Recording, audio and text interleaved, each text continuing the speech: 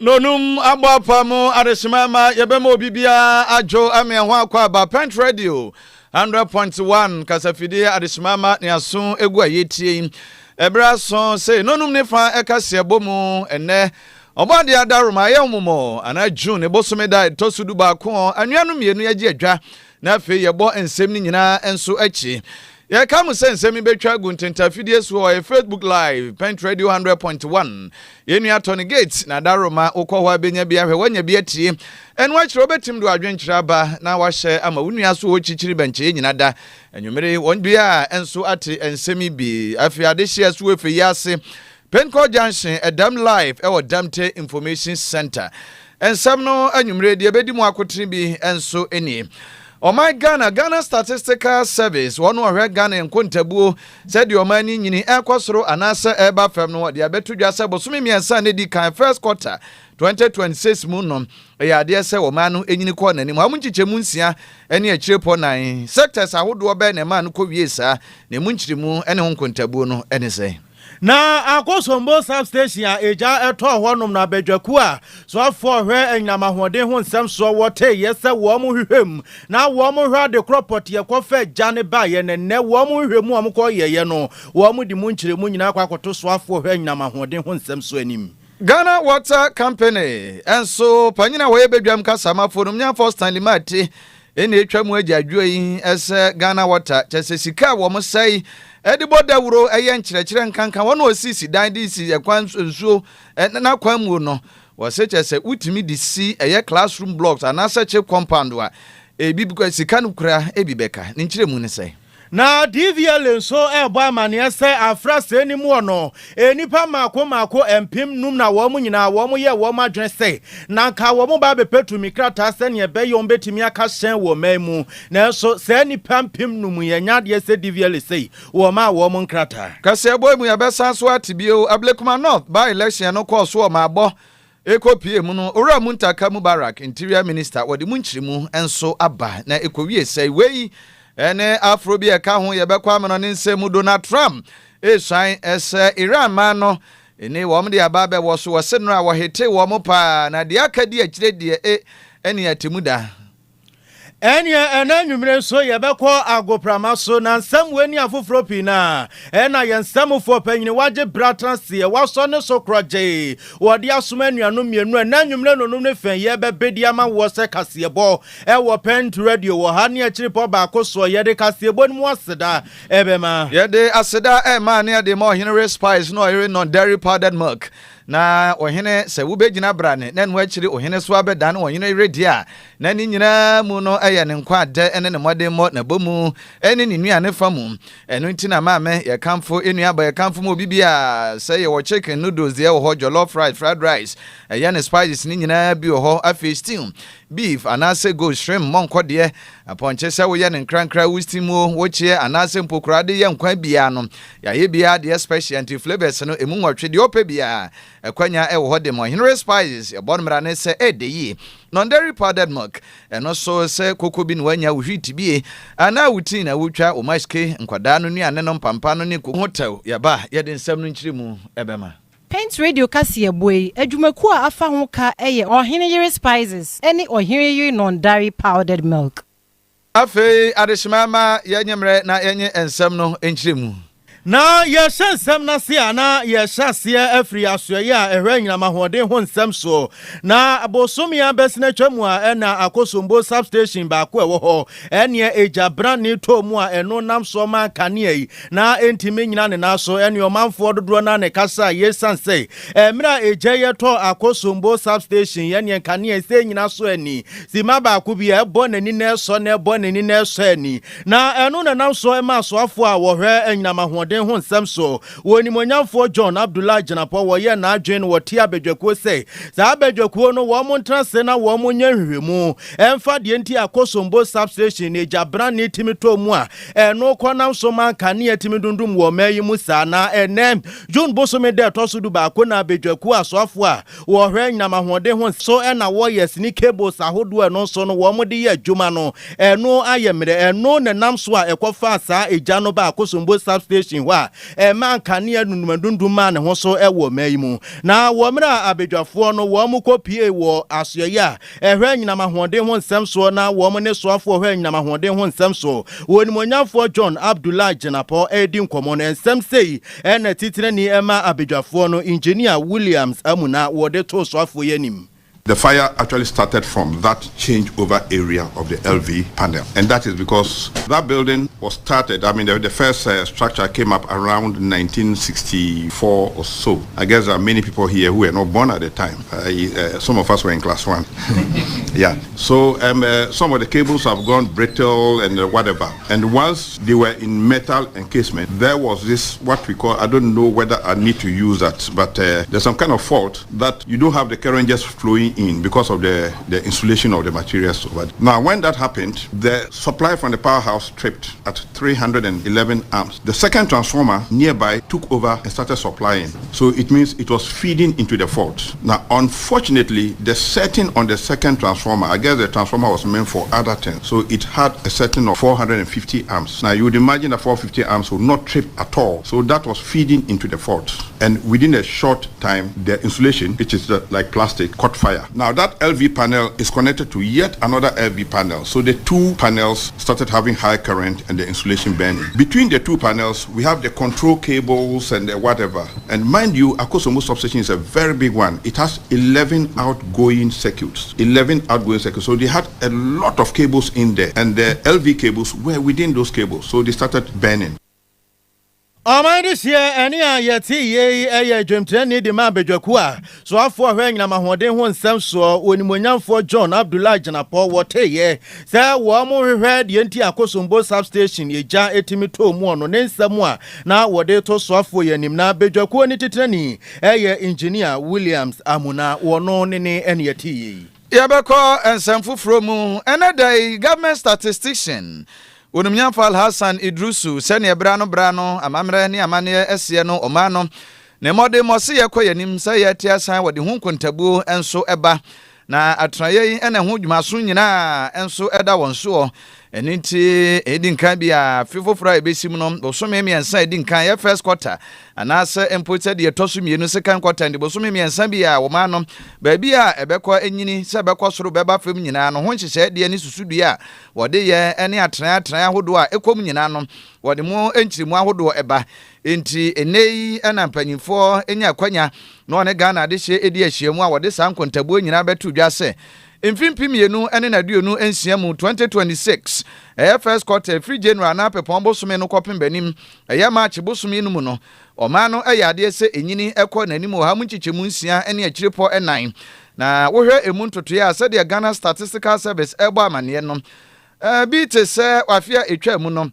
na oman no ebi de se man Idrusu. Ghana's economy grew by 6.4%. In the first quarter, real GDP grew by 6.3%, confirming broad-based economic expansion. Third, services grew the most at 7.1% and remained the largest contributor to growth, driven by information and communication growing at 25.2%, transport and storage at 13%, and trade at 7%. Fourth, industry accelerated significantly, growing at 6.9%, up from 4.1% a year earlier.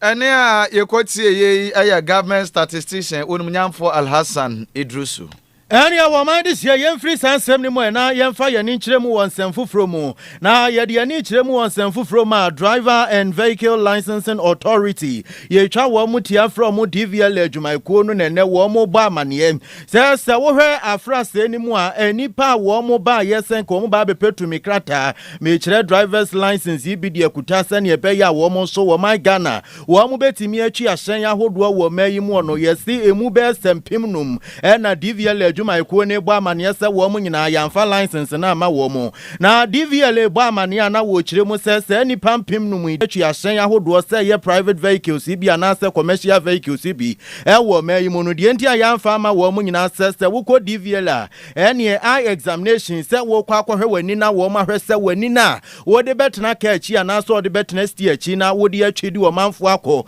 anaasɛ wɔamu a w'ani na wɔde bɛdi ahyɛmfie wɔ akwan so no ɛyɛ anaa kɔpem sɛ wɔn ba DVLA sɛ wɔn ba bɛpɛ license ɛna wɔn hu sɛ wɔn kora wɔn ani ne sɛ ɛnyɛ na DVLA sɛ wohwɛ saa nkrɔfoɔ na yare hodoɔ a na ɛwɔ wɔn ani a ebi ɛte sɛ glaucoma ebi nso hɔ a cataract saa nso ɛna ebi nso hɔ a refractive errors ne nyinaa ɛyɛ ni yare a na ɛha saa nkrɔfoɔ mpem no mu yɛ na nam so a DVLA amfa tumi krata ama wɔn no na DVLA egu so a ɛbɔ amaneɛ sɛ wokɔ DVLA mmara ne mu a wɔn gyina wɔn ama mmara no so ɛyɛ LI 2180 ne so sɛ wowɔ hɔ na sɛ w'ani ɛnyɛ na sɛ w'ani ha na DVLA hu a wotumi krata na sɛ wo driver's license no kuta wo no wɔn timegye saa nso ɛna wɔn se nkrɔfoɔ bu hɔ a wɔn license kuta wɔn no wɔn de wɔn nsa ato so ɛhwɛ sɛ saa nkrɔfoɔ no wɔn betumi akɔ ayɛ asabea ne ahwɛ wɔn ani no sɛ ne ɛbɛyɛ a wɔn nso yɛbɛtumi de wɔn license ama wɔn na DVLA ɛbɔ amaneɛ sɛ wohwɛ afrase ani mu a enipa a wɔn ba yɛ a wɔn bɛpɛ license no wɔ ha emu nkyekyɛmu aduowɔtwe so sɛ 87% ɛna wɔn nyinaa DVLA ɛma wɔn nkrata na saa nsɛm yi wɔn nipa wɔde to dwa ɛyɛ DVLA director ɛma driver training testing and licensing owura kafui sɛmɛfo wɔn ɛna de saa nsɛm wɔn nyinaa ɛto dwa. Director of Communications Edema Ghana Water Limited ɛnka ne enim sɛ Ghana Water Company a wɔno ɛna hwɛ yensu nenom ne papa yemu ne ho ntotoya ahodoɔ so ɛne onumnyamfo ɛyɛ Stanley Mante na panyini so ɛna etwa mu agya adwo yi sɛ ɔman Ghana emu nipa ɛne kwan ɛfa so ɛyɛ ntotoye no yɛanhwɛ ne agya no sɛ ya sɛ ne nsuo to a ɛyiri fa nkrɔfoɔ mmemme ahodoɔ nyinaa no ɔka sɛ ɛno no ɛyɛ human factor na sɛ human behavior nipa su ɛne ɛba na ɛkɔfa saa hawo nyinaa ɛnso ɛde ba na panyini ɛkasa de fa yɛ wagya sutadeɛ a ɛno ma nsuo ɔmanfo a wankran ɛne ɛfa baabi a priya mantem ne nkrotoa do a ɛno so atwa ho ahyia ne nyinaa bi so kɔbɔ dwiase nom kasoa awutu senyanom ɛno so wɔ mfimfiri mantem mu ɛna wɔkyerɛ mu sɛ ene waterways ana empo embresantre a wɔmatwade ato wɔ sɛ anya hwe koraa no ɛwɔ sɛ bomkwansini bɛ sɛ wɔ ha bɛ 100 kilometers away oni kwa sɛ wusi dan ana wo yɛ construction bia nipa ɛba bɛtenatena wa bɛkyekyere wɔ ɛno nti wɔka saa nneɛma nyinaa no kwa kowie sɛ afi bia no adagye a wɔn sɛ sika a wɔn ni gu akwa mu ɛbɔ dawuro yɛ nkyerɛkyerɛ ma mforofoɔ nyinaa no sɛ sika no wɔn ka bɔ mu a etimi si bɛ station classroom blocks anasa che compound wa ɛno boa ma pomde ne nwasua kora betimi agina ne naso wɔ se tɔda kora wokɔyɛ nkyerɛkyerɛ de ama community no ɛwɔ sa atem 13 ɛne ɛno so timi twagu mo pa aduane de ma saafoɔ ni nyinaa di enti sɛ ya ne ɛbɛyɛ a wɔ se yɛ kɔyi anasa yɛ bai yɛntie onumnyamfo Stanley Mante. To dredge the area and so no it me ako. Every time we are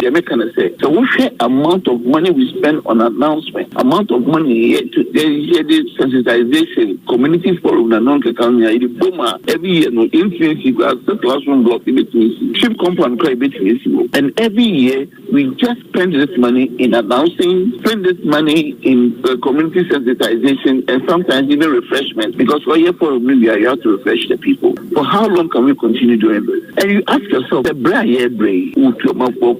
and I don't care how you be doing sa. You make a cabin and some near baby at the theater. I didn't see that a big swim Sunday could see and die. Why should we do that? If you sit down with we need to replace. I don't see why we should do that. Enia yekotie ye ayonumnyamfo Stanley Mante wono ene bedwam kasamafo ba no dani edema Ghana Water Limited. Na ye free Ghana Water Limited ani adiani chiremu ewo Accra nsawam kwantempo eni a passengers fo ahodo a wo mo yusu sa kwantempo yi wo mo se wo mo buafu yie pa wo mo ese wo mo adwa na de enti a wo mo adwa nyina ne se wo mo se Accra eni nsawam kwantempo yi be se na wotwe mienu nie na contractor fo ba kwan yi so a wo mo be ye kwan yi asese wo mo asiesie kwan na nansan ye nsuo totoyi ewo nkranpompuni mantemu nsuo to kakra bi a akwan yi a wo mo ye no porto no asaya babiem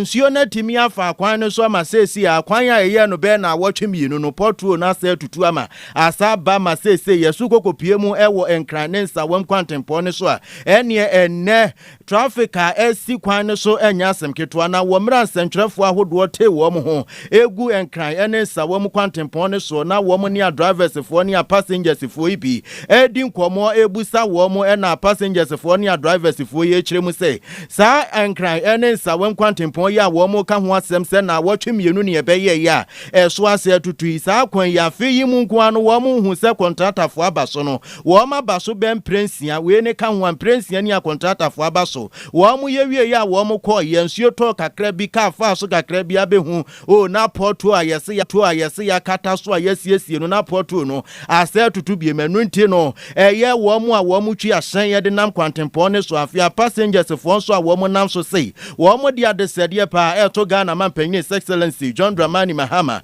afi so afo hwa kwantempo ho nsem so sentempa wo mre na wo mra nsamra meye kwan no esan sese ne kwan na ye no ama wo mo kesei se ka ne so se na wo de ko na akokoye a se spare parts bibia aboa ye de ba san so de a ene na wo mo so drivers for no lorry fare na ene wo se wo mo tumu.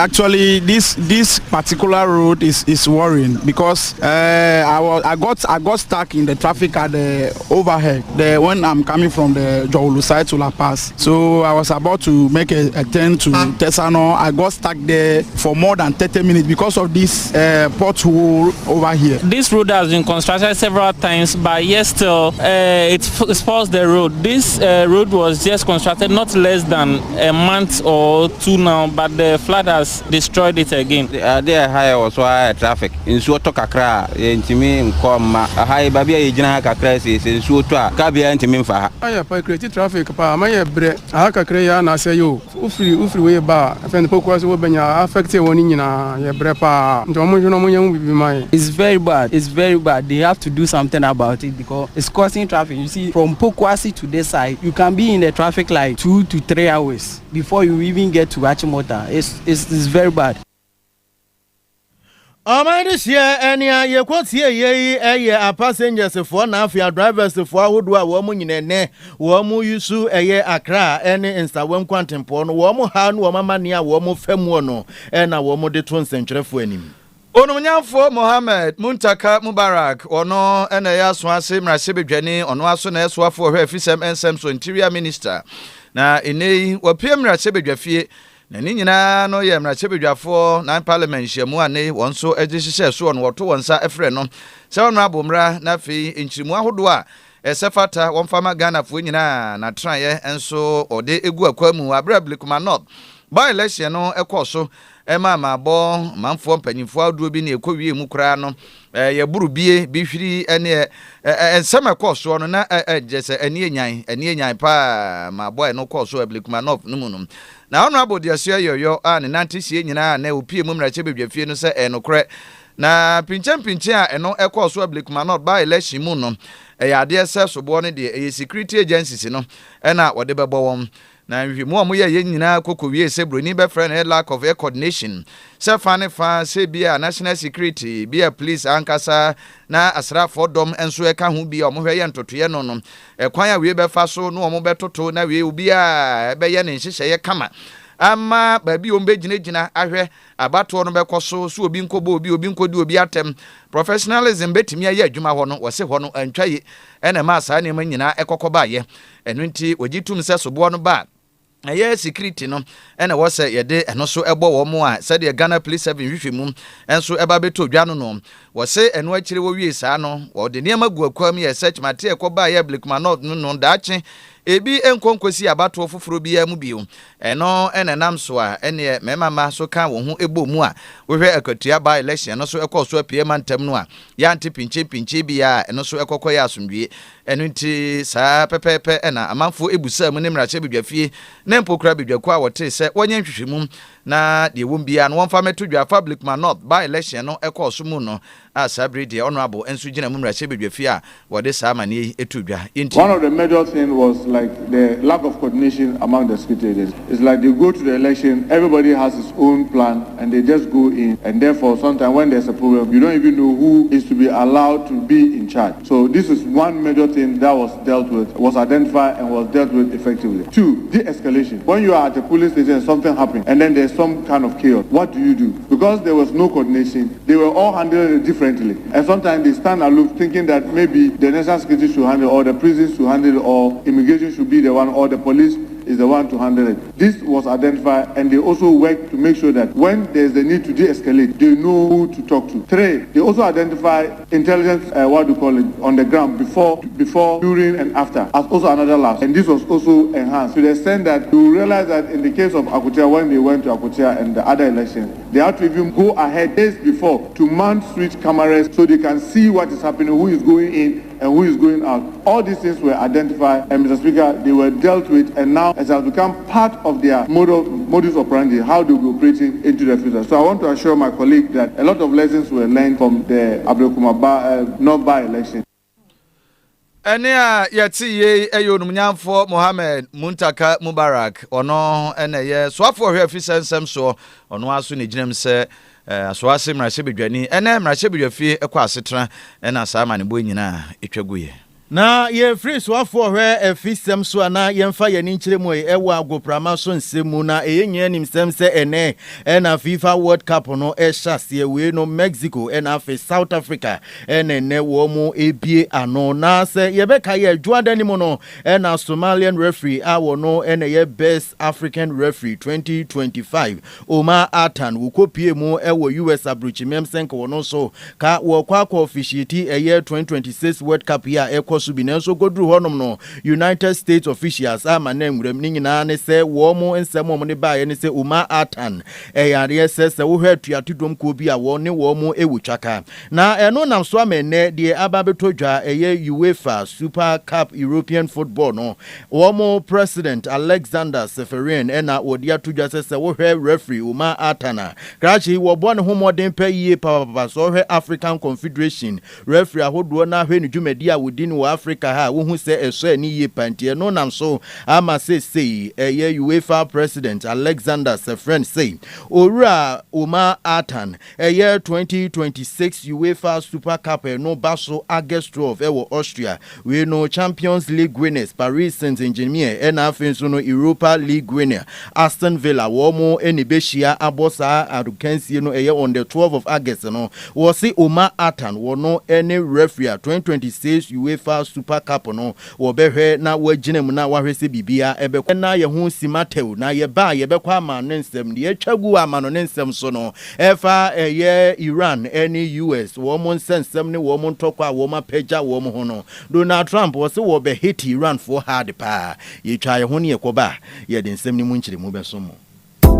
Midofo a minni hu agro na say die waduane ne da no ayesronko Anne omura Ohinere spices abefi aduane de ayesronko Ohinere chicken seasoning so wo toto wo chi ana wo ye akokọ nam ho bibia fakakra som froye no Ohinere stew seasoning no be manageta jollof no Ohinere jollof seasoning ma no hwam ni odew mu odew fried rice no kra die Ohinere fried rice seasoning e ma me fredwa frede aponchin kakra no me de Ohinere go seasoning na ye asam na ne se niwa Ohinere seasoning powder ya woni beef shrimp noodles any de keke ka ho anunsu ede aduane ne hwam na ne de no